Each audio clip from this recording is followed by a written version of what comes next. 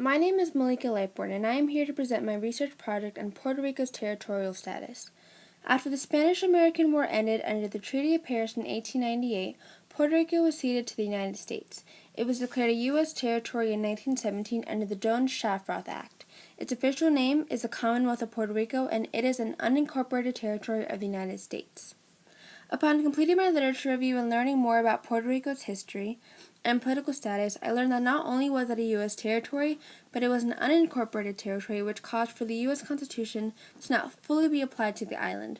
Therefore, I decided to investigate the effects of Puerto Rico's territorial status on its government and economy. The method for this research project is a discourse analysis using metadata.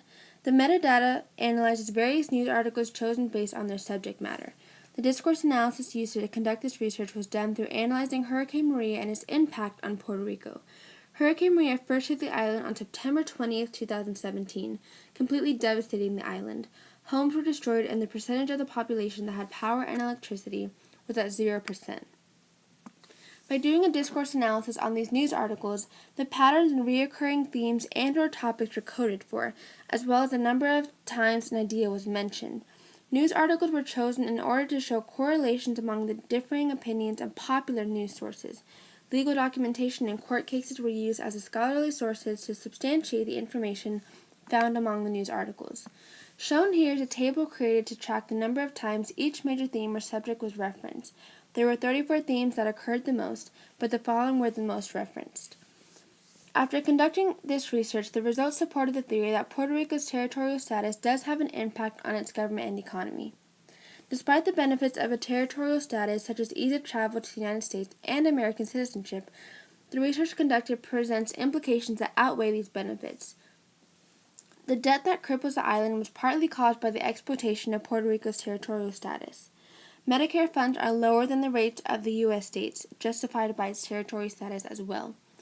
The United States has remained economically in control of the island's affairs, proven by the passing of Promesa, which is controlled by people that are appointed by the President of the United States, a president that Puerto Ricans are unable to vote for.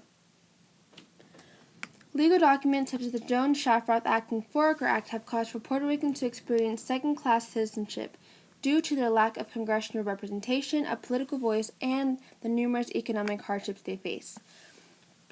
Puerto Rico has a resident commissioner within the U.S. House of Representatives, but this individual has no voting ability.